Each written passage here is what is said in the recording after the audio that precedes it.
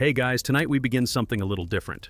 You're going to time travel not to an epic battle or grand coronation, but into the average, muddy, semi-chaotic day of a medieval villager. No dragons, no knights in shining armor, just you, itchy wool undergarments, and the smell of cabbage stew at 6 a.m. sharp. Imagine this. You wake up with a chill in your bones, your head resting on a bundle of hay that's only slightly less pokey than your straw-stuffed mattress. The ceiling above you is made of low, smoke-darkened beams, and there's a suspicious drop of water hanging from one. The roof leaks, of course it does, and the air smells like wet wood and something vaguely sour. You shift, stretching your stiff limbs, only to bump into your brother, your cousin, and the family goat. Welcome to shared sleeping arrangements. Privacy hasn't been invented yet. So before you get comfortable, take a moment to like the video and subscribe, but only if you genuinely enjoy what I do here. And let me know in the comments where you're listening from and what time it is for you right now. I love seeing how far this sleepy little village of ours has spread across the world. Now dim the lights, maybe turn on a fan for that soft background hum, and let's ease into tonight's journey together. You sit up, brush bits of straw from your tunic, and instantly regret it as your back protests. Your breath puffs visibly in the cold. There's no glass in the window, just a shutter, which never quite closes right, so the morning air whistles through like a nosy ghost. Outside, a rooster lets out a yell so unholy it could be mistaken for a man being stabbed by surprise.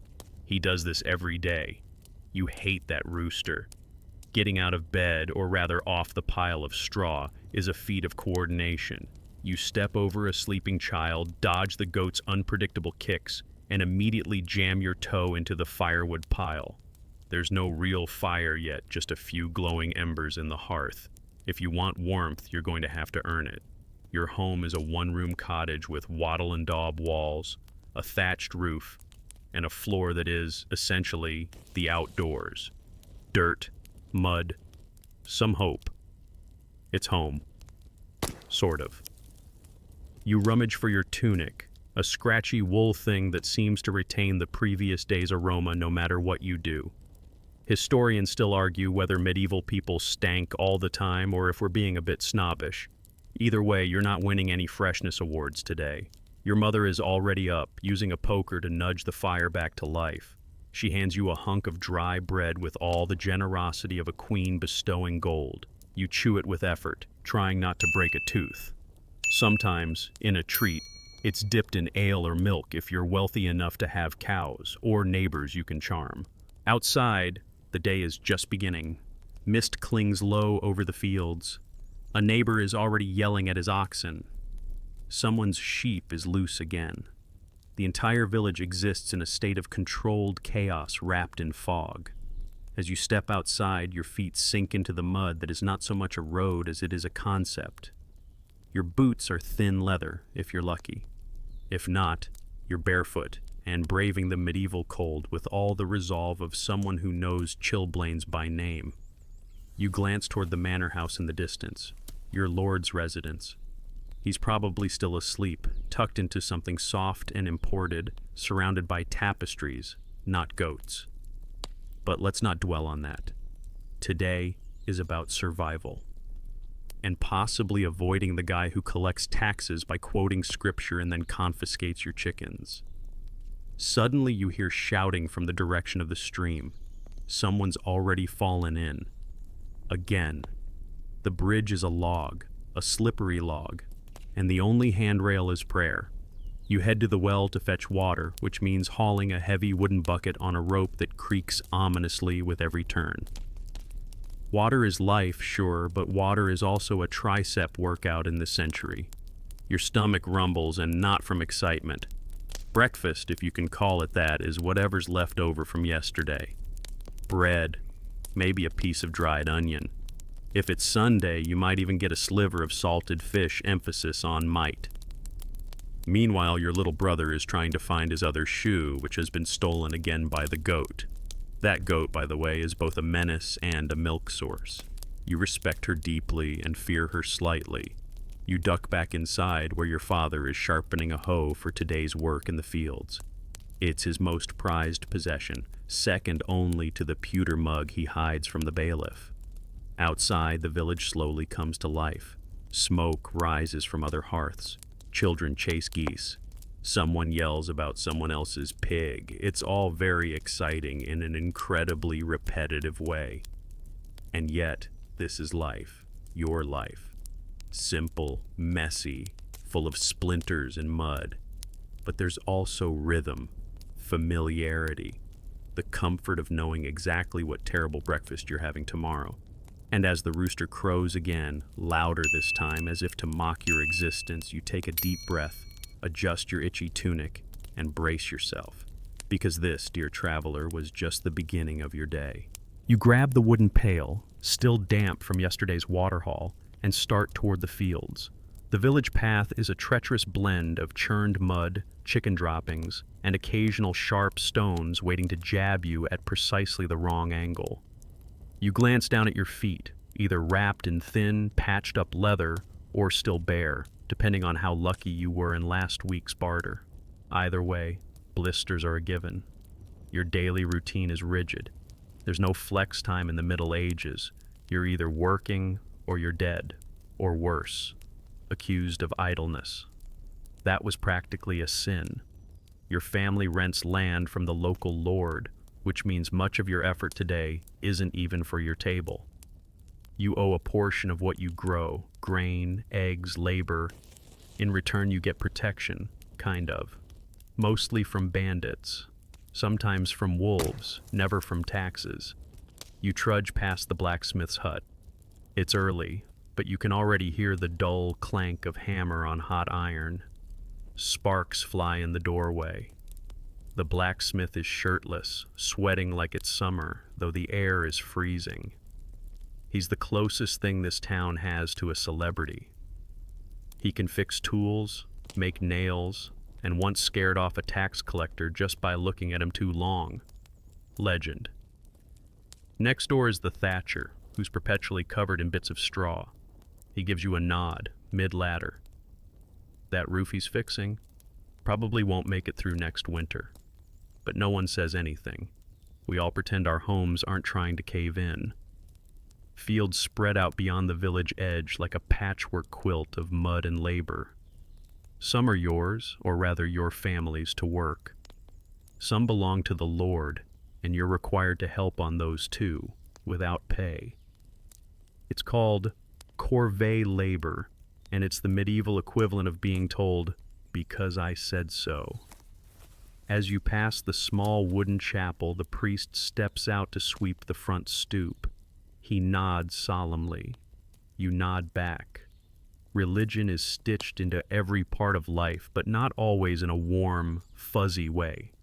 You're told to fear hell more than you love heaven. One wrong move, and it's eternal fire, which, honestly, might feel warmer than this village right now. You finally reach the field. Your father is already there, sleeves rolled, hands in the soil. You join him, grabbing a wooden spade. The soil is damp, stubborn. Your hands blister fast. No gloves. Those are for nobles and daydreams. You dig and dig and dig. The earth smells rich, but resists you like a cranky cat. You glance toward the distant tree line. Just beyond is the forest, dark and forbidden. Technically, it belongs to the Lord. If you're caught hunting there, it's a fine. Get caught twice? You could lose a hand. You wish that were an exaggeration. Still, people sneak in, at night, for firewood, mushrooms, sometimes even game if they're desperate. Historians still argue whether forest poaching was more about survival or rebellion. You know your answer. Today's task is sowing barley. You carry a sack, toss the grains with wide sweeps of your arm. A rhythm forms, grab, throw, step, again and again. A crow watches from a fence post like it knows something you don't. The sun slowly rises, pushing back the mist, revealing just how tired everyone looks. A group of women walks by carrying bundles of flax. One of them laughs loudly. It's rare and lovely. You almost smile. Almost. Mid-morning comes and your stomach growls like a bear. You break for a small meal, if it can be called that. A turnip, maybe a piece of coarse cheese, and flatbread that crumbles like ancient parchment. You sit on a stump. It's damp. Everything is damp. You watch a beetle crawl over your boot. At least someone has direction today. Then, back to work. Hoe in hand, you tend the furrows, clear weeds, curse at rocks that weren't there yesterday, but somehow showed up anyway. It's like the earth is pranking you. You start muttering about forming a union, even though you don't know what that means. It just sounds right. A boy from the manor rides past on a pony. He's 10 and smug. You're older and ankle-deep in mud. Life is funny like that. The church bell rings at noon. It's not just for prayer. It's your signal to stop, drink, breathe. You gather near the well with other workers. Someone pulls out a jug of ale. Yes, ale. It's safer than water.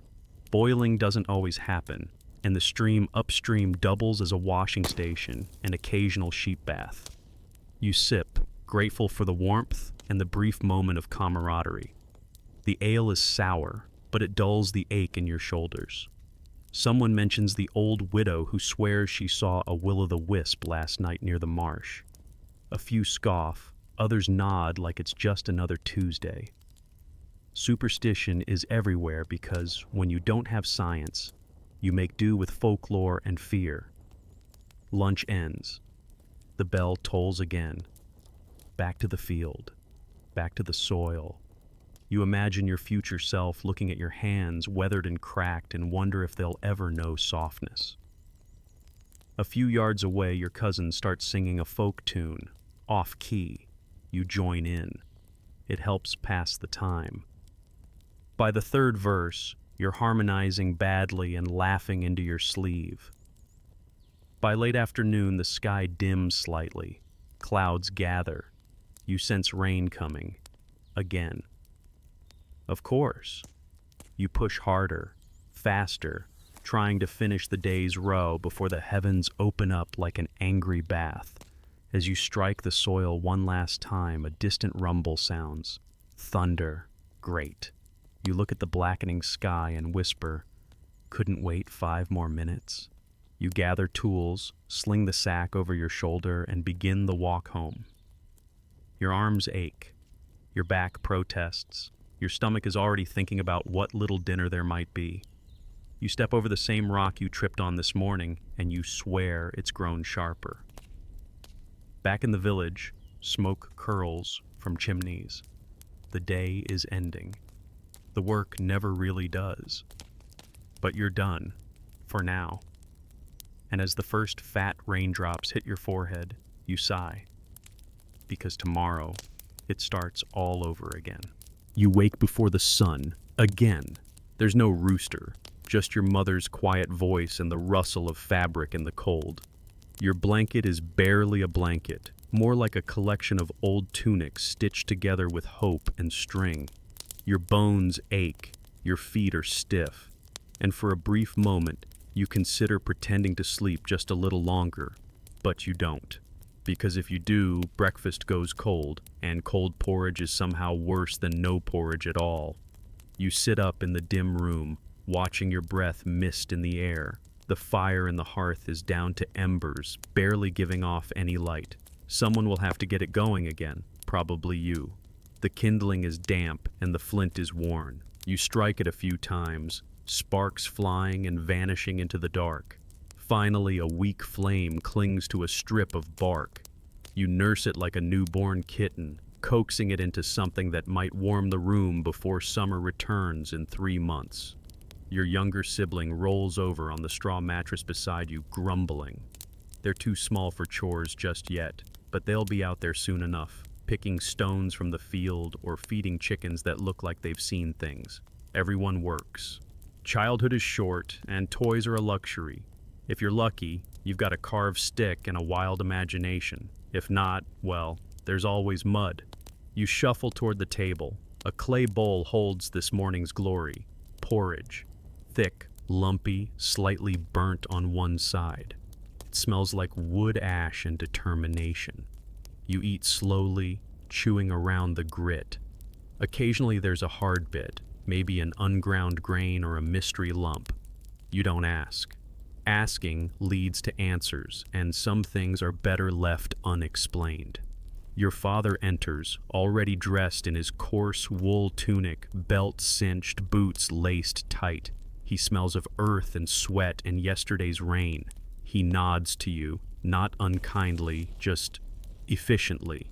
That's what life here demands. Not affection, not sentiment, just endurance. After breakfast, it's time for your daily rounds. Your first stop? The latrine. It's a few dozen paces behind the cottage, a rickety wooden structure surrounded by weeds and the faint smell of humiliation. You hold your breath, do your business quickly, and toss in a scoop of ash to keep the smell somewhat manageable. Medieval plumbing is exactly as glamorous as you'd think. Next, you feed the livestock. You carry a bucket to the pig pen, where a pair of swine greet you with excited grunts. They are fat, smelly, and more intelligent than they let on. One of them eyes your boots like they might be edible. You toss in scraps from yesterday's meal, mostly peels and crusts, and back away slowly. Then it's on to the chickens, who scatter like feathery lunatics at your approach. You gather eggs, if there are any. Sometimes the hens are stubborn, sitting on empty nests just to mess with you. One pecks your hand. You mutter a half-hearted curse and pocket the single egg you find, cradling it like a jewel. Historians still argue whether rural diets were as protein deficient as records suggest. You don't need records. You just know eggs are gold, and meat is a rare festival treat unless something dies by accident. You pass the family goat, miserable, bleeding, and possibly plotting your downfall. Goats are clever like that. Your sister once swore it tried to trip her on purpose. You believe her. Back inside, your mother is spinning thread, fingers moving fast over the spindle. It's rhythmic, almost soothing. She hums a tune, half forgotten. The wool is scratchy, but it's all you've got. You wear it in layers, even in summer, just to keep the chill out of your bones. Comfort is a distant luxury. Warmth is a daily pursuit. Your cousin comes to the door, out of breath. He says there's a messenger in the village square, on horseback no less. That's rare. You wipe your hands, pull on a cloak, and follow. Outside, people are gathering. The messenger's cloak bears the Lord's colors, deep red, trimmed in fur. He sits tall, trying not to touch anything or anyone. His horse looks confused by the smells. The message is official. All able-bodied men and older boys are to prepare for road repairs. The last rainstorm washed out the northern path, and the Lord wants it fixed before his upcoming hunting trip. Of course he does. You sigh. Another day of free labor that benefits someone who's never spoken your name. Back at home, your father grumbles as he sharpens tools. You help him pack. Shovels, picks, a small sack of dry bread, and cheese if you're lucky. Your mother gives you a water flask and a look that says, "Don't come back hurt." That's the medieval equivalent of a hug. By midday, you're marching with half the village toward the bend in the road. The path is a mess, rutted, muddy, partially collapsed. Your job? Dig drainage ditches and haul stones. You swing the pickaxe in rhythm, the muscles in your arms screaming by the third swing. A boy your age slips in the mud and drops a stone on his foot. He screams. The others pause, then keep working. No one's coming to help. You hand him your water and get back to it. The Lord Steward is watching. He has a stick, and he likes to use it. By afternoon, rain drizzles from the gray sky like it's just bored. You pull your cloak tighter, but it's soaked through. Everything is. The mud clings to your legs. Your hair is plastered to your forehead. You keep going, because if you stop, you might not start again. Someone jokes that this is noble work. You laugh. It's either that or cry. You finally stop when the steward calls it a day. The road is still a mess, but it looks less like a death trap and more like a minor inconvenience. Success. You limp home, shoulders sore, hands red. Your cloak is heavier now, soaked and sagging. The village looks peaceful in the fading light, but every house holds the same story. Exhaustion wrapped in wool, warmed by hope and a dying fire. You reach your doorstep, open the creaky wood door, and step inside. Your mother hands you a bowl of stew, mostly turnip and onion. There's meat in it. A shred, maybe two. It tastes like heaven. You sit on the stool, lean against the wall, and let your eyes close. The wind howls outside. Your sibling hums a song by the hearth. The fire crackles. You made it through another day. Morning comes again, far too quickly. You wake to aching shoulders and a crust of dried mud on your elbows. The memory of yesterday's roadwork still etched into your joints. But today, the labor shifts closer to home. It's market day, or as you like to think of it, the one day your feet get to enjoy both mud and cow dung. You pull on the same tunic as yesterday, because of course it's the only tunic, and help your mother load the cart. It's a rickety thing, barely held together with fraying rope and rusted nails. The one working wheel wobbles like it's considering early retirement. You fill it with woven baskets of leeks, a few meager turnips, and rough bundles of wool yarn. It's not much, but it's what you've got. Your father doesn't come. He's still mending that cracked barn beam from last week's storm. So you and your mother set out alone, walking the familiar dirt path into the village center. Chickens dodge your feet. Dogs bark lazily from shady corners. A man in a wide hat mutters about the price of salt. And there it is, the bustling, muddled chaos of medieval market day. The square is alive with noise, barkers shouting, pigs squealing, pots clanging. You pass a stall selling dried fish that could double as roof tiles, and another offering something suspiciously labeled as cured meat. It might be a squirrel. You don't ask. As you take your place on the outskirts of the square, next to old Marjorie, who always smells like pickled onions and regret, your mother begins arranging your produce. You crouch down to help, careful not to squash the leeks. She tells you to keep your eye on the baskets. One time, a boy your age swiped a goose egg and ran. He was caught, of course. The stocks taught him a lesson, though he now walks with a bit of a lean. And here begins the waiting. Sometimes customers trickle in slowly. Other times, it's a surge of elbows and haggling voices. Today is medium. An old monk wants leeks. A baker offers half a loaf of coarse rye in exchange for onions. A merchant smells your yarn and declares it acceptable. You manage a smile. He spits when he talks, but he pays in coin. A passing noblewoman, wrapped in velvet like she's afraid of breathing the same air as everyone else, glances at your cart with disinterest. Her dog, tiny, angry, and inexplicably wearing a cape, snarls at you. You're not sure who you'd rather wrestle. Historians still argue whether village markets were truly the hubs of local democracy, some claim, or just glorified gossip circles with side quests and cabbage trading. Based on today's scene, you're leaning toward the latter. You overhear two old men debating whether the king's latest decree on wool taxes will ruin them. "I tell you, Harold," one says, "they'll tax the air next." Harold nods solemnly, chewing on a stalk of hay. Someone across the square begins juggling turnips to draw a crowd. A child claps with glee. You once tried juggling. It ended in bruises and broken eggs.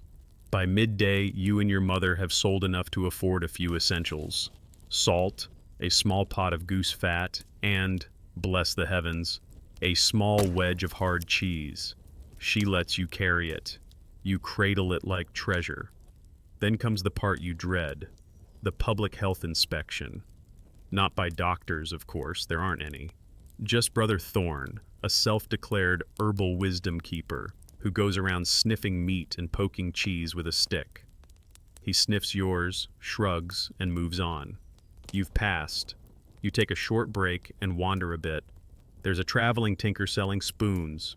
You didn't know spoons could be fancy until now. One has a carved bird on the handle. You want it, but you'd have to sell your boots and one of your toes. You settle for touching it and whispering, maybe one day. Nearby, a puppet show begins.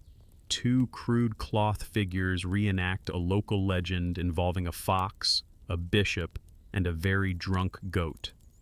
You don't get the moral, but the goat voice makes you snort. Then the town crier makes his way through the crowd.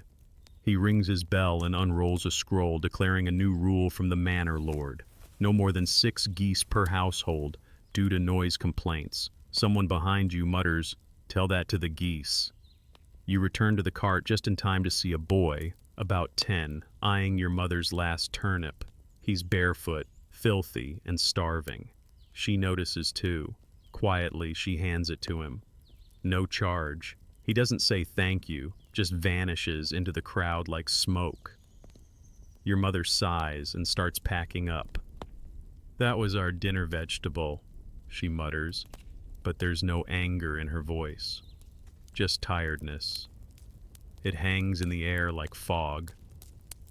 On the way home, the cart feels lighter, and not in a good way. The cheese wedge clinks softly in your pack, a reminder of today's only real victory.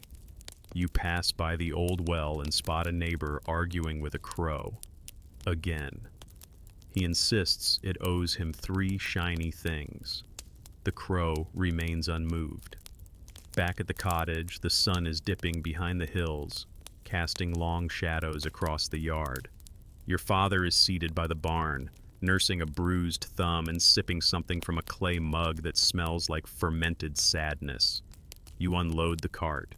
Your mother begins boiling water for a thin broth. She lets you shave the cheese into it, just a bit. It melts and vanishes almost instantly, but the flavor lingers like a memory of better meals. As the fire crackles and the light fades, you sit with your family, sipping from wooden bowls and listening to the sounds of the night. Frogs, owls, wind through trees, and the occasional pig snort. You're tired again. You're always tired. But you made it through market day without losing the cart, the cheese, or your patience. That's a win. And somewhere out there, the spoon with the bird still waits. The next day begins before the sun even stretches its sleepy rays over the ridge. Your eyes crack open to the smell of damp straw and a spine that's already protesting the idea of movement. No time for stretching. Your household is on the rooster's schedule, and that feathered tyrant takes his job far too seriously. Today's work is agricultural, which is a fancy way of saying, get ready to become one with the dirt. It's plowing season, and the fields won't till themselves. You grab a crust of bread, chew it like it's made of old wood, and head out into the pre-dawn chill with your father and an ox named Mudge who farts constantly and responds only to the word forward. The plow is simple, wooden, and as unforgiving as everything else in your life. Your job is to steer it straight while your father directs Mudge through a chorus of grunts and swears. You think you're getting the hang of it until you hit a rock and nearly dislocate your shoulder. Mudge responds with a loud noise and an expression that suggests he's seen better days. Haven't we all? You trudge along behind the plow, boots caked in mud, hands blistering against the worn handle. The soil is stubborn and filled with surprises. Stones, worm nests, even what appears to be the broken head of a long-forgotten figurine. You pocket it. It looks vaguely like a saint, or maybe a goat. Historians still argue whether such figures were religious idols or simply very poorly carved toys. Occasionally a crow lands nearby, watching you like it's waiting for you to keel over. You name it, Reginald, because you've run out of things to name and may be losing your mind a little. Reginald caws disapprovingly as you stumble for the 3rd time in 20 feet. The labor is monotonous, but punishing. Each row feels like its own mini-pilgrimage, a dusty path to enlightenment or early arthritis. You're not sure which yet. You dream of inventions like, say, a wheel that moves by itself, maybe powered by geese? Okay, maybe not geese. By mid-morning, your shirt is soaked, your knees ache, and your mouth tastes like hay. Your father hands you a water gourd, and you drink like it contains the elixir of life. You sit for a moment under a crooked tree and try not to think about the 100 more rows waiting for you. Agriculture is the backbone of medieval society, you remind yourself. Everyone says so, but they don't tell you that the backbone also comes with spine injuries and chronic sunburn. While you rest, your father tells you stories about the last time the crops failed. 2 summers ago, a frost hit in July, and everything died. They ate boiled bark for a week. Your father laughs when he says it, but you can tell it wasn't funny then. You sip more water and mentally thank the sun for staying in its lane this season. Back to work. You take over leading Mudge, who plods along with all the enthusiasm of a tax collector. Your father tightens the yoke and grunts something about the angle of furrows. You nod like you understand, even though you're mostly focused on avoiding another rock ambush. The rhythm of fieldwork settles into your bones.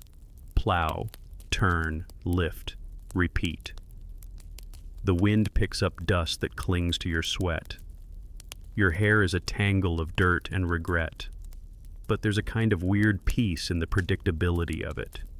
Your world is narrowed down to the next few feet of soil, the creak of wood, the huff of Mudge's breath. You spot a hare darting through the far end of the field. For a moment you envy it, light, free, utterly unconcerned with tax quotas or hoe maintenance. Then it trips over a root and vanishes into a bush. So much for freedom. A neighbor passes by on the road. He waves with a hand missing 2 fingers and shouts a cheerful, "Still got both your legs? Good day then." You smile weakly and wave back. It's the medieval version of small talk. Around midday, your mother arrives with a sack of rye biscuits and something she calls apple water, though it tastes like disappointment. Still, it's sweetened, and you feel the energy return to your limbs. You sit together in the shade, tearing off biscuit pieces while she complains about the new tithe collector, who she says looks like a ferret and smells worse. You ask about the priest's warning last week, something about sin in the soil and divine punishment. She rolls her eyes. "If the Lord wants to punish us, he'll send another winter like '03, she says, wiping crumbs off her apron. "Not some moldy potatoes." After lunch, your father insists on teaching you crop rotation. You pretend to listen attentively, even as your brain drifts into daydreams of owning a goose farm in the south, where the mud is warmer and less judgmental. He sketches little diagrams in the dirt, explaining how legumes restore nitrogen. You blink and nod. One day you'll understand what that means. By late afternoon, your arms feel like wet rope. You try humming to keep the pace steady, an old folk song about a maid who turned into a weasel. It's weirdly catchy. Mudge seems to approve. Then suddenly, rain. No thunder, no warning, just a solid curtain of cold, soaking rain. Your tunic sticks to your skin. The dirt turns to glue beneath your boots. Your father curses in 3 languages. You grab a tarp to cover the tools, slipping and sliding like a newborn calf. Mudge, traitor that he is, simply lies down. You finally make it back to the cottage, soaked, chilled, and covered with half the field. Your mother throws a blanket over your shoulders and sets a clay mug of warm barley milk in front of you. It's gritty, but it's comfort. That evening, your family huddles close to the fire. Your father carves a spoon. Your mother sews a patch into your tunic. You stare into the flames, watching shadows flicker against the wall. The quiet hum of home life wraps around you, a soft contrast to the day's bruising rhythm. Before bed, you rub a paste of herbs onto your raw hands, a mix of comfrey, garlic, and something that smells like burnt mint. A traveling healer once sold it to you, promising it could cure blisters and minor curses. So far, just the blisters. You lie down on your hay-stuffed mattress, limbs buzzing from exertion. The rain taps gently on the thatched roof now, no longer a threat, just a lullaby. Your muscles throb, but the earth is tilled, the seed is ready, and you're still breathing. That's more than enough. Morning comes with the smell of boiling something. Could be oats, could be weeds pretending to be oats. You sit up, bones popping like dry twigs, and remember, today is market day. It's not glamorous. You're not strutting through a medieval mall lined with turkey legs and lute solos. No, you're loading a cart with sacks of barley, a few clay pots, 2 suspiciously lumpy turnips, and your younger sibling, who insists on coming but refuses to help. You hitch the family donkey, Bristle, who walks like he's 2 weeks from retirement, and set off down the rutted path toward the village square. The road is a mess of mud and manure, with puddles deep enough to reconsider your life's path. You're wearing your least worst shoes, which is to say, they're still shoes, sort of. Your feet are instantly soaked. A gaggle of geese hisses as you pass, because of course they do. You try to remember if goose bites are fatal or just embarrassing. The village market is already buzzing when you arrive. Wooden stalls, crooked awnings, and smells, oh the smells. Smoked fish, fresh bread, human sweat, and something no one wants to admit is horse. You find your family's spot, unpack your wares, and begin the great game of shouting and smiling just enough to get a few pennies out of the crowd without seeming desperate. Market days are social events, economic lifelines, and public theater rolled into one. Everyone's selling something: vegetables, gossip, old tools, maybe even a marriage proposal or two. One neighbor tries to trade you a chicken for your barley, but you hold out for coins. You've seen that chicken. It's evil. You learn early that bartering isn't just a skill, it's survival. You haggle with an old woman who wants your turnips for her lavender soap. You say no. She offers 2 bars. You cave. Now your turnips are gone, and your bag smells like a meadow. A traveling minstrel sets up nearby, singing a song about a knight who fell in love with a ghost. The lyrics are questionable, but the lute playing slaps. You toss him a crumb of bread, and he nods in appreciation. Your sibling tries to mimic his bow, nearly hits someone in the face, and earns a stern glare from a man holding a piglet like a baby. Next to you, a monk sells tiny parchment charms promising protection from plague, bad weather, and unfaithful spouses. You're tempted. Historians still argue whether these charms were true religious relics or just early souvenir scams. Either way, his table is cleaned out by noon. A baker with soot-smudged cheeks hands out samples of honey cakes. You get one and taste something that almost resembles joy. For a fleeting moment, you consider ditching the barley and becoming a baker. Then you remember your family, your muddy home, and Bristle, who is currently chewing on a boot that isn't his. You catch wind of the local lord's tax collector making rounds. He's dressed in black, with a face like a wilted apple. Everyone becomes visibly tenser. You rearrange your goods, trying to make them look less profitable. Your sibling whispers, "Should we hide the money?" You laugh quietly. There is no money yet. He approaches. You try not to blink. He glances at your table, jots something on a scroll, and moves on without a word. Relief washes over you like warm broth. One stall over, a potter isn't so lucky. 2 broken mugs and a fine for stall congestion. The potter grumbles but pays. A traveling merchant from the south rolls in with spices. Real ones. Cinnamon, cloves, and dried citrus peels that smell like a holiday you'll never afford. People flock to him like he's the messiah of flavor. He speaks 3 languages and wears a red hat, which makes you irrationally jealous. You buy a pinch of something he calls sun pepper. It costs half your take. You do it anyway. By midday, the market starts thinning.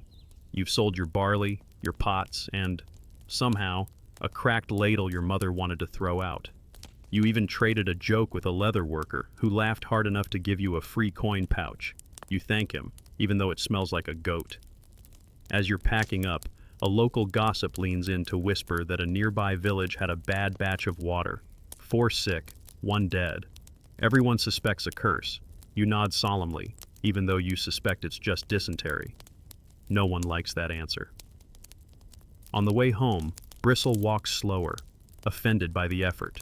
Your sibling hums the Ghost Night song, and you smile. The sun peeks through the clouds, just enough to make the mud glisten. You eat a leftover crust and think, weirdly, this isn't the worst day you've had. Back home, your mother is waiting with supper, onion broth and boiled nettles. You add a pinch of sun pepper. The room smells instantly more alive. Everyone looks surprised. Even your father raises an eyebrow. You just shrug and sip. That night, after the bowls are washed and your sibling has fallen asleep mid-sentence, you sit by the hearth and count your coins. Not many, but enough. Maybe next week you can buy wool, maybe even boots that don't sigh when you walk. As the fire burns low, you think about the market. Not just the trade, but the color of it all. The people, the sounds, the stories half sold alongside the goods. You think maybe there's a rhythm to this life, hard as it is, a pattern of labor and connection that, if you squint, feels almost poetic. Then your stomach rumbles. Maybe the nettles weren't fully boiled. You groan, lie down, and hope the protection charm worked after all. The next morning, you're not entirely sure if it's dawn or just the neighbor's rooster suffering from an overactive sense of purpose. Either way, you're up. There's no alarm clock. Your body just knows it's time to get to work or risk falling behind. Today is laundry day, which sounds quaint until you realize what it involves. No fluffy machines, no detergent pods, no cozy dryer sheets, just icy water, coarse soap made from ashes and animal fat, and the world's heaviest wooden wash tub. Oh, and your hands, which by the way already look like they belong to someone twice your age. You lug the clothes to the stream, your breath misting in the morning air. The bundle is heavier than expected, partly because your sibling snuck a mud-stained tunic into the pile without asking. Again. Down by the water, it's quiet but not peaceful. The stream gurgles, yes, but so do your joints. You kneel on a rock, numb from the cold, and begin. Rub, rinse, wring. Over and over. Your fingers sting. A fish watches judgmentally from the shallows. You ignore it. Washing clothes in medieval times was an act of penance. There's no bleach, no real way to get out stubborn stains. You just scrub until it either comes out or you give up. Historians still argue whether people really wore the same outfit for weeks at a time, or if that's just a myth. We know one thing. Laundry day wasn't happening every 2 days. You glance up to see your neighbor, Marta, also scrubbing a pile of linens while humming a tune that sounds like both a lullaby and a threat. You exchange weary nods. This is the laundress's silent code.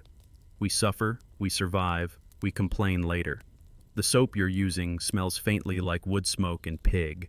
It leaves a film on your skin that won't disappear for hours. You scrape at a particularly suspicious spot on your father's work tunic and discover it's not a stain, it's just a hole now. You sigh. That's going to be your next chore. Patchwork. After what feels like hours, the clothes are clean, which in this context means not actively muddy. You wring them out until your arms shake, then hang them over nearby branches to dry. A breeze picks up and flaps the cloth like battle flags. You feel a strange kind of pride. You've won a minor war today. You head back to the cottage with a wet tunic slung over your shoulder. It drips down your back like the world's coldest slap. Your mother greets you with a nod and a half smile that's practically a standing ovation from her. Now, the patching begins. You retrieve your sewing kit, a blunt needle, rough thread, and a thimble that's older than you. Sitting by the window for light, you stitch in silence, making jagged little X's across the torn fabric. It's not pretty, but it holds. Fashion week. This is not. You pause occasionally to stretch your neck, watching dust dance in the beam of sunlight cutting across the room. These quiet moments are rare, and they're not peaceful in the cinematic sense, more like peaceful by default because your body's too tired to argue. As you patch, you think about the future, not the grand future with flying carts and golden crowns, just the next meal, the next rainstorm, whether Bristle will finally stop chewing the furniture. You think about how laundry isn't just a chore, it's survival. Wearing filthy clothes is a risk. Dirt means infection. Infection means fever. And fever, well, you've seen what fever does. You remember the tale of old Rena, the herbalist, who insisted that soaking clothes in wine could kill bad spirits. People laughed, but she never got sick. Maybe she knew something. Maybe she was just lucky. Or maybe wine-soaked clothes were just too valuable to wear. You pause to scratch your neck. Fleas again. You sigh. Medieval hygiene is not for the faint of heart. People back then believed that bathing too often opened your pores to disease. So instead, they focused on keeping linens and underlayers clean. You nod. Makes sense. Kind of. You still feel itchy. Later in the day, a child runs past your house barefoot, chasing a hoop made from an old wagon wheel. You smile. Then you remember your sibling still hasn't folded the dry laundry. You find them asleep in the hay, wrapped in the tunic you just patched. You debate waking them. You don't. Instead, you fold the laundry yourself. Carefully. Precisely. These clothes aren't just clothes, they're shields. Against the cold, against dirt, against judgment. You stack them like armor in a chest, placing your father's patched tunic on top. He'll see it and say nothing. That's his way of saying thank you. Dinner is quiet. Onion soup again. Your mother compliments how clean everything looks. You nod and eat slowly. The warmth in your chest isn't just from the broth. It's the knowledge that you did something today that mattered, even if no one else saw it. You lie in bed that night, muscles sore, fingers tingling. You think about the women in the village who do this every day, for families twice the size of yours. You think about the stream, the soap, the cold wind, and oddly enough, you think about the fish, still watching, still judging. You close your eyes and let the rhythm of the stream lull you to sleep, water trickling over stones like nature's lullaby. Laundry day is over. For now. The next morning greets you with a gray sky and the sound of distant clanging. Blacksmiths at it again. Rain clouds loom, but you're already halfway into your boots. Today isn't about tending crops or scrubbing tunics. It's market day. Which, if we're being honest, is the medieval version of a theme park, complete with smells, shouting, suspicious meat pies, and a decent chance of catching the plague. You bundle up in your patched cloak and gather the goods for trade. A few eggs, some leftover turnips, and a bundle of woven flax cloth your mother insists is worth more than gold. You know better, but you nod anyway. The family needs salt. Maybe a wedge of cheese if you're lucky. And news. There's always news at the market. Walking the muddy path into town, you dodge puddles that look deep enough to swallow a cartwheel. Your neighbor's pig trots beside you like a low-slung guard dog. Marta walks just ahead, balancing a bucket of eels on her hip like it's a basket of flowers. Everyone brings what they've got, and everyone hopes it's what someone else needs. The marketplace is already buzzing when you arrive. Stalls made from mismatched wood and sagging canvas crowd the square, vendors shouting like auctioneers trying to outbellow one another. A cart of cabbages has tipped, and two boys chase them like treasure. Somewhere, a lute plays off-key. It's chaos, but organized chaos. You set up your little corner next to a woman selling candles shaped like saints. She smiles at you with the kind of smile that says, "I'll undercut your prices if I have to." You respond with your best, "Don't test me" nod. This is market diplomacy. A man with teeth like old corn offers to trade a wheel of cheese for your eggs. You check the cheese. It smells like socks left in a crypt, but it's probably fine. You make the deal. Victory. As the day wears on, the air thickens with the scent of cooked meat, wet wool, and unwashed humanity. You pass a stall selling questionable ointments, and the vendor swears his tonic can cure anything from boils to heartbreak. Historians still argue whether these miracle cures were peddled out of true belief or pure scam artistry. Either way, you keep walking. You spot a foreign merchant under a red canopy, his wares laid out on velvet. Bright beads, strange spices, and tiny figurines carved from bone. You stare longer than you should. He notices. You look away. It's not for you. Not today. You trade your clothes for a small sack of salt and a worn comb. Not exactly treasure, but usable. That's the thing about markets. They're not about luxury. They're about scraping together what you can and hoping someone else has what you need. It's an economy of survival. Someone starts shouting near the stocks. Another thief, caught trying to lift apples. The crowd gathers. A tomato flies. You don't stay to watch. Nothing is entertaining about punishment when it could be your brother next time. You pass by the tanner's stall and instantly regret it. The stench of curing hides is so strong it makes your eyes water. Even the rats steer clear. You mutter a prayer for the tanner's wife. That's a tough marriage. By midday, your cloak is damp, your boots are caked in muck, and your satchel is heavier than when you arrived. That's how you know it's been a good day. You stop by the ale seller's booth. Just a sip, just enough to wash down the dust. It's warm, flat, and tastes slightly like old apples and iron, but it lifts your spirits. You feel, not full, but less empty. As you rest on a barrel near the square's edge, an old man tells stories to a group of children. He speaks of dragons in the north, sea beasts off the coast, and a knight who once challenged the moon to a duel. You listen, pretending you're just resting your feet, but you're caught in the tale. Quirky or not, those stories keep long days from dragging you under. You see Marta again, now with a feather tucked behind one ear. She winks. Must have traded well. You nod back, raising your sack of salt in salute. Walking home is quieter. The crowds fade behind you and the air is cooler. You think about the market not just as a place of exchange, but as the heartbeat of your village. It's where gossip spreads, where alliances form, and where, once in a while, someone falls in love over a turnip. As the cottages come into view, you hear the clatter of a pot inside your own home. Soup again, maybe with a bit of that cheese. You hope so. Inside, your mother inspects your trades, nodding at the salt and the comb, squinting at the cheese. "Did it bark at you?" she asks. You laugh. Just once. You help unpack the goods, the weight of the day settling into your shoulders. It's a good kind of tired, the kind that means you earned your sleep.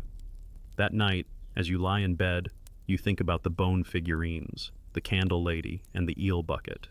You wonder what tomorrow will bring. You dream of moon duels and dragon-salted stew. You wake to the sound of chickens losing their minds. Either someone's dropped grain or a fox has dropped by for breakfast. Either way, it's another day, and you roll off the straw-stuffed mattress with all the grace of a potato sack. Your back cracks, a reminder that life isn't soft, neither is your bedding. The weather's kinder today, a patch of blue peeking through clouds that usually prefer to sulk. It's laundry day, which might sound like a domestic breeze, but in the medieval world, it's a feat of endurance. Washing clothes isn't just a chore, it's a trial. Buckets, boiling, beating the garments like they insulted your ancestors, all part of the ritual. You start by hauling water from the stream. It's a 10-minute walk, which doesn't sound bad until you remember you're doing it with two heavy sloshing pails and your arms weren't made of rope. The wooden handles bite into your palms and every step risks a spill. You wonder if your ancestors chose this life, or if life chose them. Historians still debate how much choice peasants had over their daily roles. Was it family duty, village assignment, or just the absence of any other option? At the washing site, several other women and girls are already gathered. There's chatter about who's courting who, whether the blacksmith's wife is pregnant again, and if the miller's new apprentice is as lazy as he looks. Gossip bubbles louder than the water. Social media, medieval style. You add lye to the pot, a homemade soap that smells like ash and ambition. Then, the clothes are dunked, stirred, beaten with paddles, and scrubbed against rough stones. There's nothing gentle about this process. If clothes had feelings, yours would be filing a complaint. As you work, a young girl beside you sings a lullaby, soft and rhythmic. It helps. You hum along, your hands still red from scrubbing. Suddenly, someone shrieks, a leech. Just a small one, clinging to a calf. Everyone rushes to see, laughing and grimacing. Quirky, yet not uncommon. Nature likes to join laundry day too. After hours of washing, rinsing, wringing, and rewashing, the garments are finally draped across shrubs, lines, and fence posts to dry. If the sun holds, they'll be ready by evening.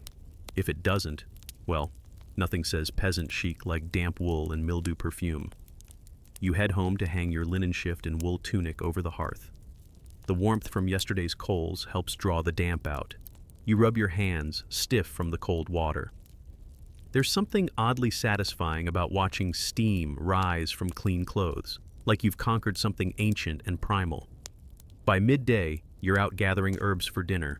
Your family relies on wild greens to stretch what little you've got. You pluck nettles, carefully, unless you enjoy itchy regret, and some ground elder, which, thankfully, doesn't fight back. In the distance, you spot someone digging up what looks like burdock root. For a second, you think of asking to share, but etiquette says no. Foraging rules are silent but strict. Back at the cottage, the kitchen smells like effort. Your mother has a pot boiling, a mix of barley, onion, and hope. You toss in your greens and stir, not gourmet but warm. Your little brother sneaks a sip from the ladle and burns his tongue. He swears it was worth it. As the pot simmers, your grandmother starts weaving. Her fingers move like they remember what your brain hasn't learned yet. The loom clicks, the shuttle flies, and a pattern slowly appears. She tells you the story of the weave, a charm to keep the winter wolves away. Not literal wolves, mind you, more like sickness, hunger, and the dark things that settle when nights stretch too long. Historians still wonder whether weaving held ritual significance in all households, or only some. For your family, it's both a necessity and protection. The smell of smoke from a neighbor's fire drifts through the window. Someone's burning leaves, maybe clothes that couldn't be saved. You breathe it in. It's harsh, but comforting in its way. Familiar, like everything else in this life. Dinner is simple. Bread you baked 2 days ago, dense, with a crust that could dent a helmet. Pottage ladled into wooden bowls. Everyone eats with a spoon carved by your uncle before he ran off to join the monastery. Or at least that's what he said. Rumor has it he just didn't want to shovel pig stalls anymore. After eating, you carry what's left of the bread out to the chickens. They peck with wild joy, like every meal is their first. One hops on your foot. Rude. Before bed, your father inspects the roof. A storm is expected tomorrow, and the thatch has a habit of letting the rain in, especially right over your side of the bed. You help him stuff bits of moss and patch with old cloth. It's not pretty, but function wins over form. That night, as you lie down, your hair still smells faintly of smoke and nettles. The blanket is rough, the air is cold, but you feel clean, accomplished even.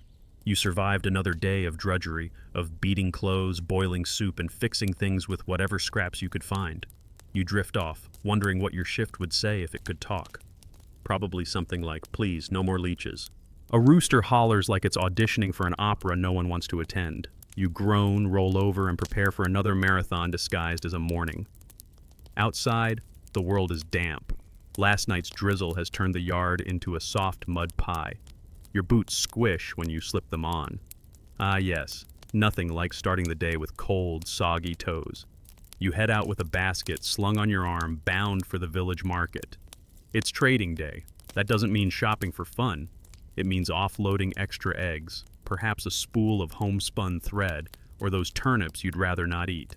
In return, you hope to bring home salt, maybe a pinch of spice if the trader's feeling generous, and, if the gods smile, something sweet. The village market is a controlled chaos of smells, sounds, and squabbles. Dogs bark, geese squawk, and two men are already arguing over the freshness of a rabbit carcass. You spot a merchant selling combs carved from bone and another with pots that might outlive you. The scent of dried fish mingles unpleasantly with that of newly tanned leather. You wrinkle your nose. Your family's eggs fetch a decent trade, especially since your hens are healthy and their shells aren't oddly speckled like old moths. You offer them to a traveling peddler in exchange for a tiny cone of sugar, rarer than gold in your world. He raises an eyebrow, but nods. Deal. You try not to grin like a child. Bartering continues for the better part of the morning. A sack of oats for a chunk of beeswax. A sprig of rosemary from your garden for a dyed ribbon your sister's been eyeing. It's all informal, yet everyone plays by the unspoken rules. Historians still argue whether medieval markets were more about necessity or community theater, where everyone played a role, sometimes louder than required. You overhear a storyteller reciting the tale of a knight who single-handedly fought a basilisk. His voice is smooth, theatrical, but the detail about the knight's horse farting mid-duel makes you raise an eyebrow. Fringe lore for sure. A toothless old woman offers to read your future in the shape of your palm and the freckles on your arm. You decline gently. Last time she predicted you'd marry a pig herder and live in a hollow log. Not that she's always wrong. Your cousin did marry a man who talks to goats more than people. By midday, your arms are full of humble treasures, and your stomach is loudly reminding you that porridge was hours ago. You snag a heel of barley bread from a friend's stall. She insists it's too stale to sell. It's a chewy affair, but it keeps you upright. On the walk home, you pass a traveling minstrel group. One plays a lute, one dances in clogs, and the last beats a tiny drum slung over his belly. Their song is catchy, a cheerful tune about fleas in the bed sheets. Quirky entertainment, yes, but also a brutal reflection of daily life. You arrive home to find your mother scraping ashes from the hearth and your siblings arguing over who gets to lick the cooking spoon. You present your finds like a returning hero: sugar, ribbon, beeswax, and even a new flint striker. Your father eyes the striker like it's royal treasure. Fire making has been a struggle lately. The rest of the afternoon is spent working in the field. Your family's plot isn't large, but every inch matters. You help dig up carrots, most of which are knobbier than you remember. You find one that vaguely resembles a foot and briefly consider keeping it for laughs. But no, into the stew it'll go. You take a break by the fence and sip from a water skin. Nearby, a raven watches you with the same judgmental stare as your village priest. Superstitious whispers suggest ravens are messengers of fate. Historians still debate the extent to which medieval folks believe such omens. Were they deep-rooted truths or just something to gossip about during dull harvests? Later, you assist in patching a neighbor's fence. In the village, chores bleed across property lines. If someone's fence breaks, everyone knows it'll be yours next. So you trade labor for goodwill. While you hammer, the neighbor offers you a strange, sweet root to chew. You thank him, even though it tastes like tree bark with ambition. Dinner is hearty tonight, thanks to your market run. The pot bubbles with barley, herbs, and root vegetables. A sprig of rosemary gives it dignity beyond its humble ingredients. The sugar cone is saved for a special occasion, but the beeswax is pressed into a candle mold. You might finally have light without choking on smoke. After supper, you gather with your family around the hearth. Your grandmother tells the tale of the midnight baker, a ghost who sneaks into homes to swap burnt loaves with perfect golden ones, provided you leave a bowl of porridge out. Total folklore, but the younger kids are entranced. You're halfway convinced your last loaf was improved by spectral hands. As you curl up in bed, your muscles ache in familiar ways.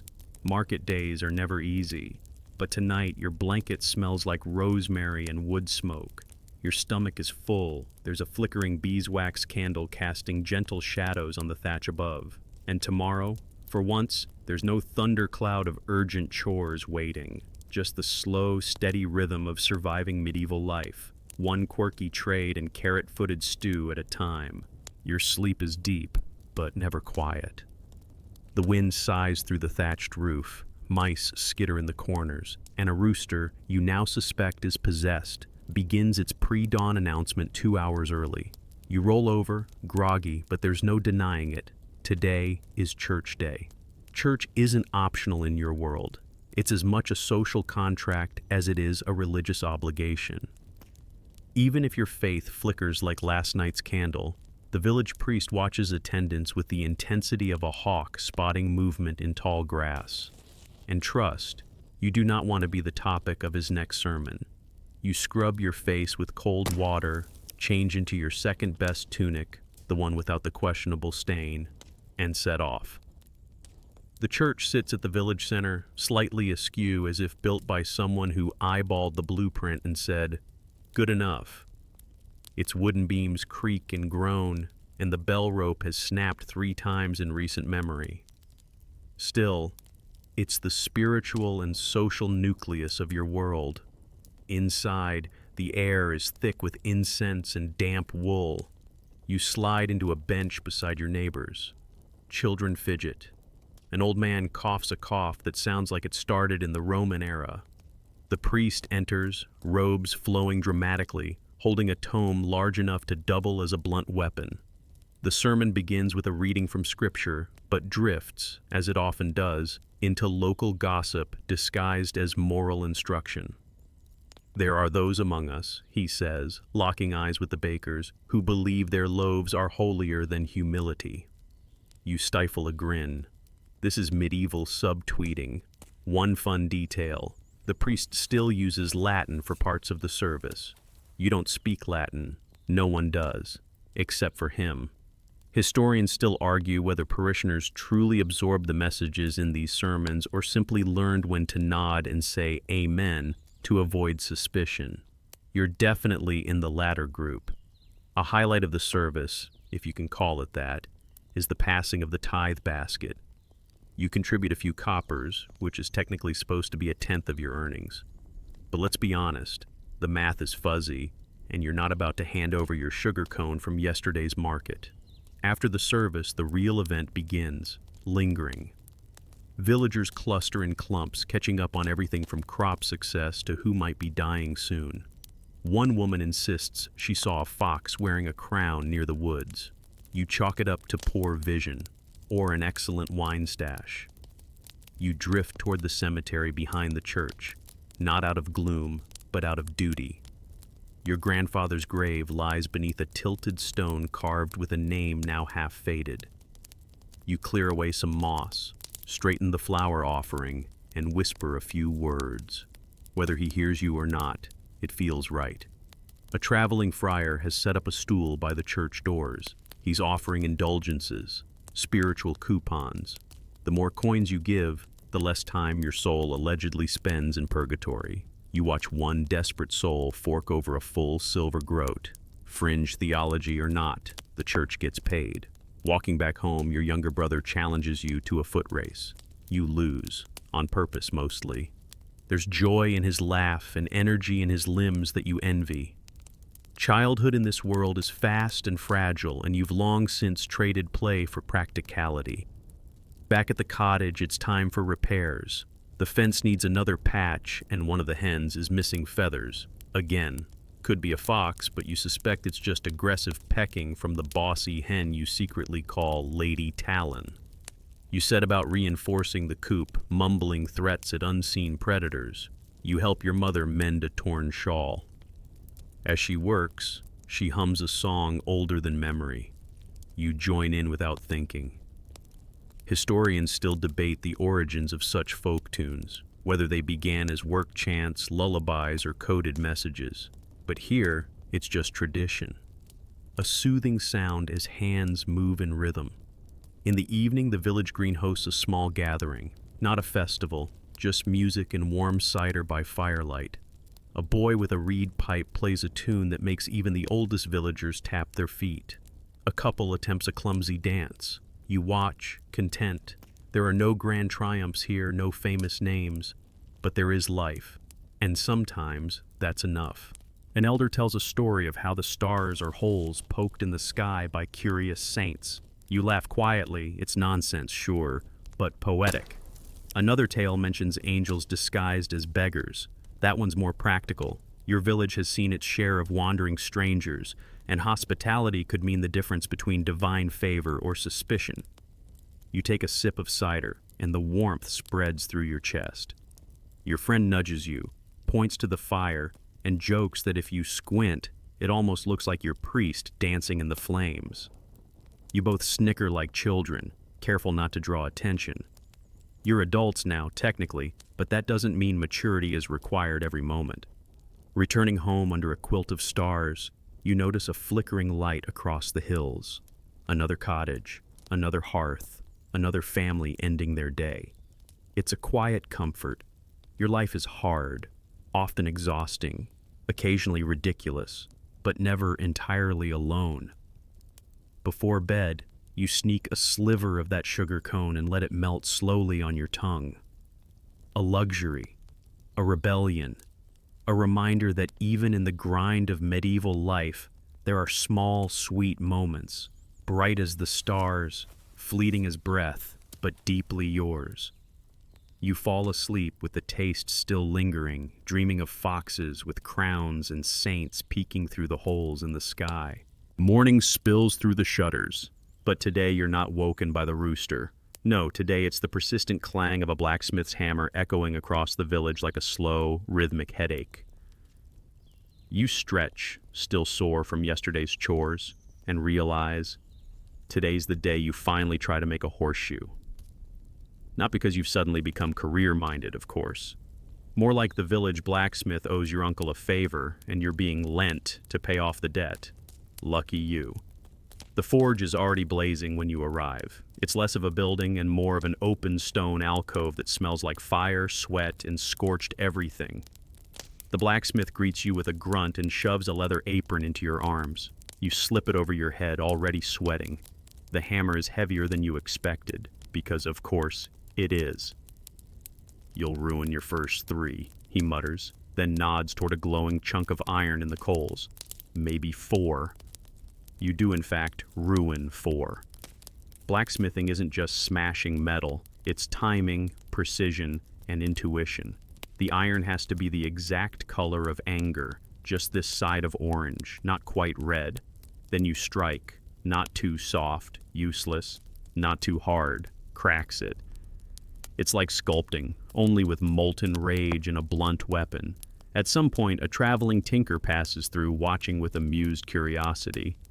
"Your hammer swing reminds me of a goose with a limp," he says cheerfully.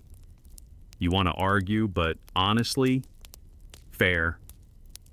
The blacksmith sighs, takes the iron from your hands, and with 6 practiced strikes turns it into something useful.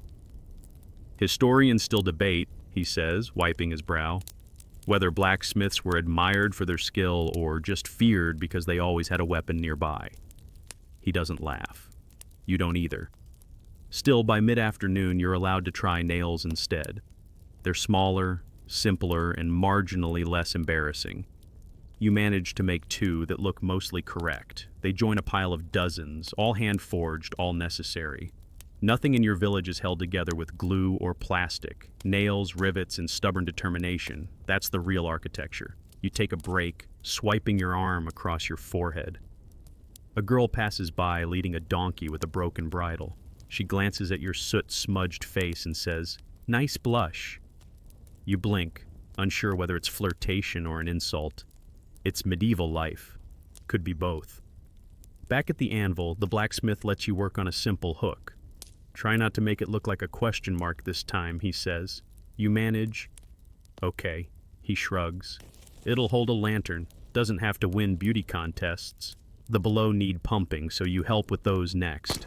It's grueling but oddly satisfying work, watching flames roar like dragons each time you heave the leather handles. It's a reminder of your ancestors' magic. Only now it's just fire science and hard labor. The forge has its rhythm. The hiss of steam, the clink of tools, the deep, steady roar of the hearth. You slip into the routine until it almost becomes meditation. Almost. Then you burn your thumb and remember exactly where you are. The blacksmith pauses and offers a story about a horseshoe that supposedly warded off evil spirits. "Quirky thing," he adds. "Some folks think if you hang it upside down, all the luck spills out." You're not sure if it's folklore or just a warning about bad carpentry, but you listen anyway. You eat lunch sitting on a splintered bench, watching a boy practice sword swings with a stick. His footwork is terrible. You remember being that boy once, before you learned most battles are fought with words, sweat, and debts, not swords. Back at the forge, a farmer arrives with a mule in need of new shoes.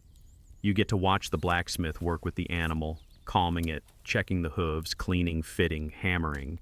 It's delicate and brutal all at once. You wince at the smell of scorched keratin when the hot iron meets hoof. The mule doesn't flinch. You, however, need a moment. "Most people don't think about what's under their feet," the blacksmith says quietly. "That's why we're here, to make sure the journey doesn't fall apart." There's poetry in that, even if he probably didn't mean it that way. Before the day ends, you're allowed to help with one last task: forging a hinge. The kind used on everything from treasure chests, well, small boxes with 2 spoons, to doors that keep wolves out. You mess it up 3 times, but the 4th is acceptable. Not beautiful, not elegant, but strong. The blacksmith gives a rare nod of approval. "Could hang a chicken coop door with that," he says. You beam like you've just won an Olympic medal. In a way, you have. You walk home reeking of smoke, metal, and effort. Your arms ache, your fingers are blistered, but you carry the hinge in your pocket like a trophy. It clinks softly with each step, reminding you that you've made something real today, something that might outlast you. On the path home, you see the girl with the donkey again. She nods at you, then nods at your blackened arms and says, "So, you're part chimney now?" You smirk, then cough, because actually, you might be. As the sun sets, you glance at the hinge again. It's just a small scrap of iron bent into shape. But in this world, your world holds things together, and tonight that's more than enough. The next day dawns gray, the kind of overcast that promises either rain or just long, sulky clouds. You're not going to the forge today. No, today you've been summoned to help with something far more fragrant. Welcome to the wonderful world of medieval sanitation. Before you even leave your family's croft, your nose gets a preview of what's ahead. The breeze carries the unmistakable bouquet of latrines, chamber pots, and a general absence of plumbing. If you're thinking, "Oh, surely it can't be that bad," then you haven't spent time near the cesspit. Your task? Help clear the waste trench that runs alongside the livestock enclosures and behind a row of houses. It's not glamorous. It's not even tolerable. But it is necessary. Because if the trench overflows, the village well gets contaminated. Again. You tie a cloth over your mouth and nose. It helps for about 5 seconds. Sanitation in medieval times wasn't just unpleasant, it was a daily threat. Without a formal sewer system, everything gets dumped wherever is away enough. Chamber pots emptied into alleys, waste tossed into ditches, and bathwater reused until it smells like soup no one wants. Historians still argue whether people avoided bathing for fear of disease or if that's just a Victorian myth. Either way, you're not getting a warm shower after this. You and 2 other teens are handed spades and buckets. One of them mutters, "At least it's not corpse duty," and you immediately decide not to ask. The trench is shallow and mucky, a slow-moving sludge of excrement, rainwater, and whatever died in it last week. You wade in up to your ankles. It's like stepping into a pudding made by your worst enemy. You dig, scoop, haul, and gag, all before breakfast. The waste is carted to a designated pit at the edge of the village where it's eventually covered with straw and soil, in theory. Sometimes it's just left to settle. You don't think too hard about that.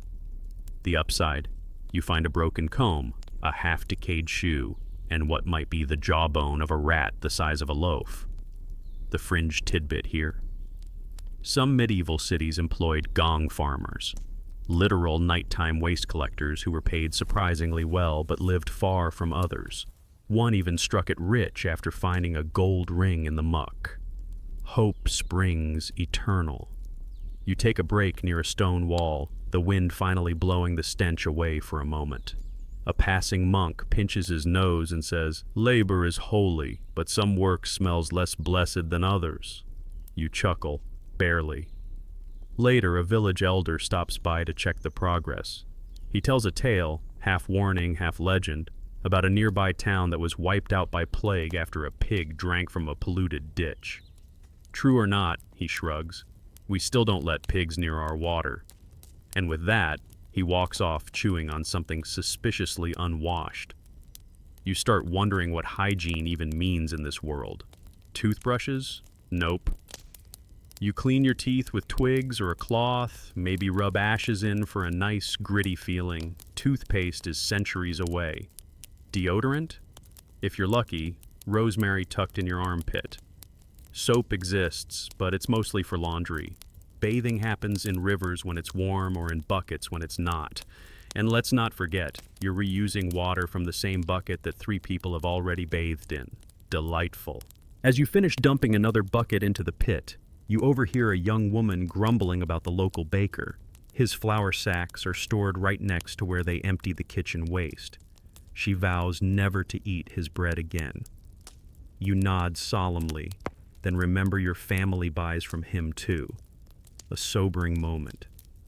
By midday, the trench is clear, or at least less full. You're told to spread fresh hay along the edges to absorb runoff. It smells slightly better. Slightly. The third person in your group accidentally slips and lands elbow deep in the gunk. You all freeze, then burst into laughter that's half hysteria, half survival instinct. Medieval life does that to you.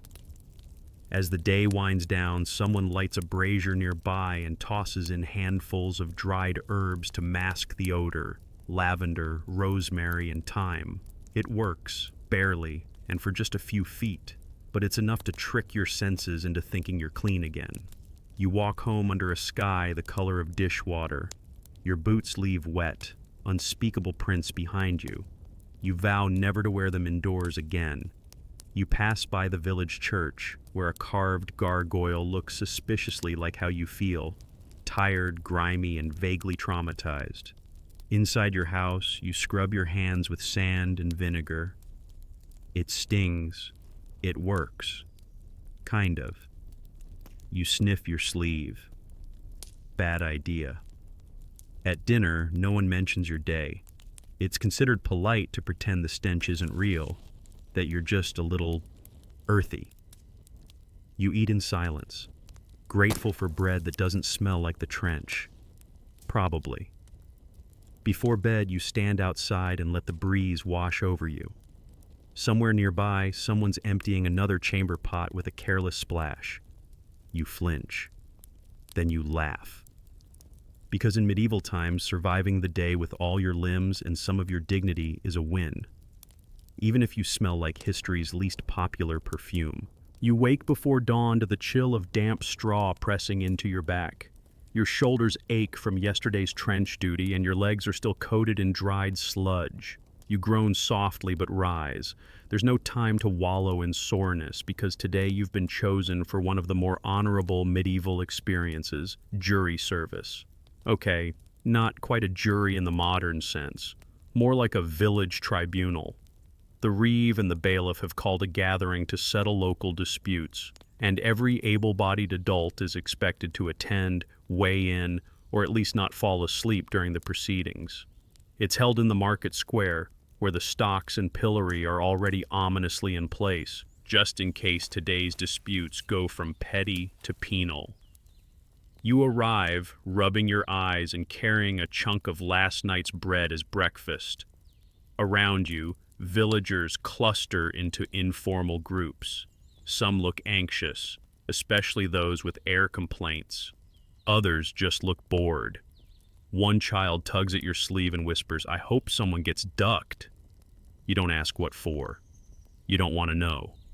At the center of the square, a large wooden table stands like a stage, flanked by the reeve, who looks half asleep, and the bailiff, who looks far too excited. This is his moment. He's cleaned his boots and everything. The first case involves a goat and a cabbage patch. Predictably, one villager claims his neighbor's goat trampled his garden. The accused insists it was a different goat entirely, perhaps a wild one. "Wild goats in the village?" someone mutters. "That's a new excuse." The reeve yawns. You, as part of the local jury, are asked to nod if you think the goat is guilty. You nod. The goat is sentenced to be tethered henceforth, which it likely was already. The second case is a little darker. A woman accuses a local alewife of watering down her brew. The alewife denies it, claiming the weak taste was due to poor barley from a bad harvest. Historians still argue whether women who brewed alcohol in the Middle Ages held economic power or were just tolerated until a man could take over. Either way, this alewife isn't giving up her ladle without a fight. Someone brings out a jug and offers a sample. You take a sip. It's watery, but drinkable. The tribunal leans toward minor offense, and the alewife is fined a hen. Then comes the biggest case of the day: theft. A young man stands in the center, barefoot, hands shaking. He's accused of stealing a cloak from the drying line of a traveling merchant. He swears he only borrowed it to keep warm during a storm and meant to return it. His mother cries quietly behind him. The merchant, red-faced and dramatic, demands public punishment. Let him be flogged. The reeve looks torn. The bailiff looks thrilled. You're asked for your opinion. You glance at the young man. He's barely older than you. And then at the merchant, whose cloak is made of dyed wool and probably cost more than your house. You raise a hand in favor of leniency. So do several others. In the end, the young man is sentenced to return the cloak, pay a small fine, and help rebuild the merchant's wagon wheel as labor repayment. Justice, medieval style, often improvised, occasionally fair, and deeply tied to public opinion. You sit through a few more cases, a dispute over a duck pond, an accusation of someone looking at another man's wife too long, the accused blushes, and the age-old issue of land boundaries marked by increasingly contested piles of rocks. At noon, the session ends with a prayer and a grumble. The bailiff sighs, disappointed no one got put in the stocks today. As you wander back through the square, you spot something out of place. A single sheet of parchment nailed to the church door. It's written in Latin, which you can't read, but a local monk translates it for you. It's a royal decree about taxes increasing next season. Again, you wince. Taxes are collected in grain, wool, or sometimes labor. There's no escape. Even the most pious peasants find themselves grumbling about the crown. The monk, half in jest, says, "If complaining about taxes were a sin, we'd all be damned twice over." Back at home, you help your mother sort through the family's few coins and trade tokens.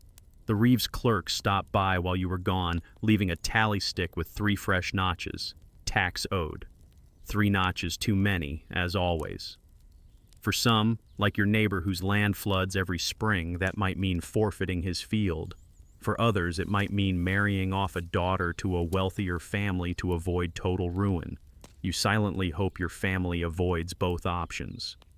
Before supper, you spot a group of children acting out the tribunal from earlier. One plays the bailiff with exaggerated pomposity. Another, wearing a ragged shawl, weeps dramatically over the cloak.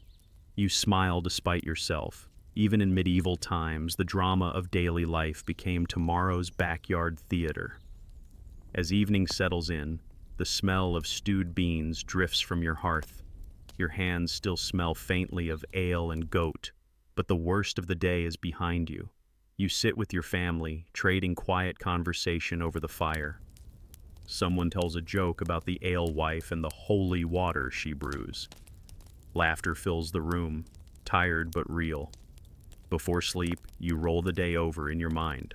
A goat trial, a cloak thief, and your small role in a justice system held together by straw, pride, and neighborly bias. It wasn't glamorous, it wasn't efficient, but it was yours. And in this world, simply being heard, even briefly, is more than most can hope for. You wake in the quiet hours before sunrise, your breath clouding faintly in the cool air. The fire has long since died out, leaving the cottage cloaked in gentle darkness. There's something about this hour, before the cock crows, before the bustle of daily life resumes, that feels almost sacred. But sacred or not, you have a job to do today. And it starts with muck. Yes, muck. Today you're on cesspit duty. It's one of the least glamorous aspects of medieval life, and not the one they paint in illuminated manuscripts. But every village needs someone to clear the privies, empty the chamber pots, and deal with the night soil that gathers in and around the outskirts of town. And today, that someone is you. You wrap a cloth around your mouth and nose, not that it doesn't help much. The smell punches through linen like an armored knight through pudding. Your tools? A wooden bucket, a long-handled ladle, and a worn-out pair of shoes you've already mentally sacrificed to the gods of sanitation. You start with the communal privy near the church, where several well-fed pigeons eye you warily from the eaves. The pit is full, foul, and buzzing with activity you'd rather not think about. You work in silence, scooping, dumping, wiping, gagging, a lot, and trying to breathe through your mouth. The only upside? At least it's not summer. Historians still debate whether cesspit cleaners were paid better than other laborers, or merely tolerated as necessary filth workers. Either way, you know this much. No one envies your job today. Once your first pit is cleared, you haul the waste to a dumping site beyond the village walls. It's a designated zone that supposedly keeps disease away, though given the number of flies dancing around your head, you have doubts. You pass a group of monks tending their herb garden as you go. One waves and jokes, "That's the smell of honest work." You grimace in return. Monasteries were known for their more advanced sanitation systems. Some even had flowing water latrines. You wonder, not for the first time, how the monks scored such perks. Probably prayer, or plumbing miracles. As you return for the second cesspit, this one behind the alehouse, you find a note scrawled on the wall. "Beware the pit monster." You chuckle, which is a mistake. The laugh draws in a lungful of air and, well, let's just say you regret everything. Still, there's camaraderie in grime. Another villager joins you, tasked with cleaning the adjacent animal pens. He offers you a crude onion to chew on. "Cuts the stink," he says. It doesn't. But it's a nice gesture. By midday, you're exhausted, sore, and probably permanently scented. But the village is cleaner. Slightly. Maybe. And you've earned enough coin for a loaf of bread, a hunk of cheese, and maybe, if you're lucky, a clean tunic from the market. You stop by the stream to rinse your hands, shoes, and face. A group of children splashes nearby, completely unbothered by the medieval horror show you've just waded through. One offers you a daisy crown as thanks for cleaning the dragon caves. You smile. That's probably the best compliment you'll get all month. In the afternoon, there's a small gathering at the church, not for mass. Today, a traveling preacher is passing through, and he's drawing quite the crowd. You join the edge of the group, curious. He's loud, theatrical, and full of warnings about fire, sin, and the need for confession. He also sells indulgences, tiny scraps of parchment that supposedly reduce your time in purgatory. One for a coin, two if you want to skip the line. You watch quietly as several villagers hand over hard-earned money. The preacher winks and tells them they've bought their way closer to heaven. You wonder if heaven smells anything like the cesspit you just emptied. Hopefully not. Scholars still debate how much common folk believed in indulgences, or whether they simply played along out of fear. Either way, this preacher knows how to work a crowd. Before he leaves, he raises a hand, blessing even those who didn't pay. You feel oddly comforted despite yourself. As twilight falls, you return home. Your mother has a pot of stew bubbling gently, and your sister is stitching a new hem into your only decent tunic. She wrinkles her nose and tells you to stand outside until you've changed. Fair. You eat dinner with sore hands, sunburned cheeks, and a belly finally full. The wind whistles faintly through the cracks in the wooden walls, and the fire flickers lazily. Someone suggests telling stories to pass the time.